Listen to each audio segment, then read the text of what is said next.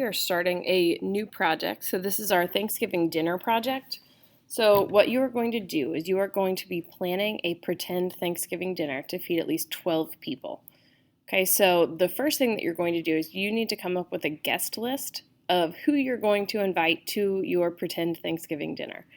The guest list has to include at least 5 PCMS staff members or any of your previous teachers from elementary school that you would like to invite, and then the remaining people can be whoever you want.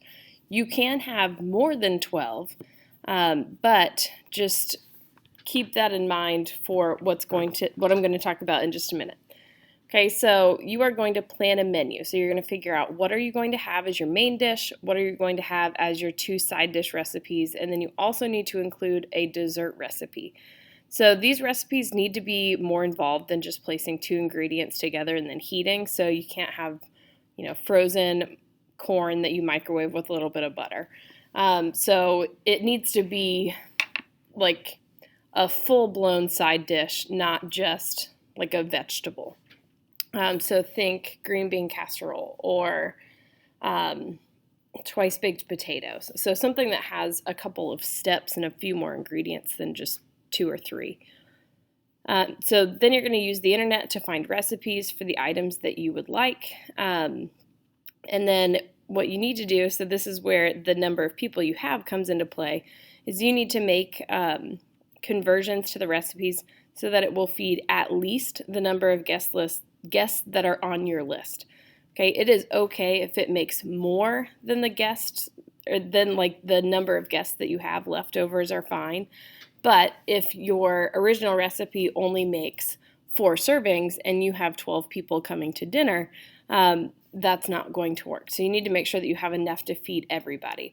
But if the recipe makes 5 servings and you have 12 people, it is okay to make 3 times the number of, 3 times the servings, like the original servings.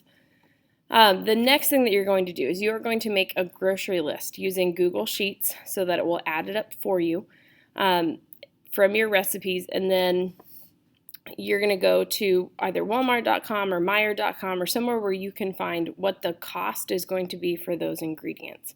And I do want you to list the cost for all of the ingredients. So if you are going to need salt, you need to put salt on your grocery list. If you need pepper, you're going to put pepper on the grocery list.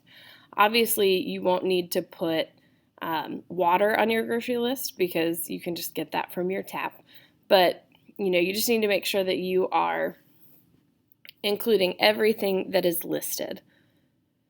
The next thing that you're going to do is add up your grocery costs. So you can use the functions within Google Sheets so that it will add it up for you. All of the information that you found should be neatly put together in a Google Slides presentation. So that would be like your guest list, the recipe for your main dish, the recipe for your first side dish, the recipe for your second side dish, and then the dessert. And then the shopping list would be a separate document that you would upload. Okay, so you are going to upload your grocery list, which is the Google Sheet, and then your guest list and recipes, which is the Google Slides, to this assignment on Google Classroom. Okay, so if we take a look at the rubric, okay, you get 5 points for the guest list, 5 points for the main dish recipe. If you have all of the directions correct and it's scaled correctly, that's 5 points. Same thing for the first side dish, second side dish, and dessert. Your grocery list with prices is worth 25 points. And then having the total cost and having it to be correct is 25 points. And then decorative accents that you add, so just like pictures and clip art, changing the formatting of the slide so that it looks nice. So this is going to be a total of 100 points. Okay, so this document is basically just telling you everything that I had before so that you have an idea. What I did want to point out is the recipes that you find, or like the menu that you plan for Thanksgiving, does not have to be a traditional Thanksgiving dinner. It could be that you have pizza, breadsticks, a Caesar salad that you make from scratch, and brownies that you make from scratch. Okay, so it doesn't have to be turkey stuffing, mashed potatoes, gravy. Like that's not something that I am super concerned about. So you can make this menu whatever you want.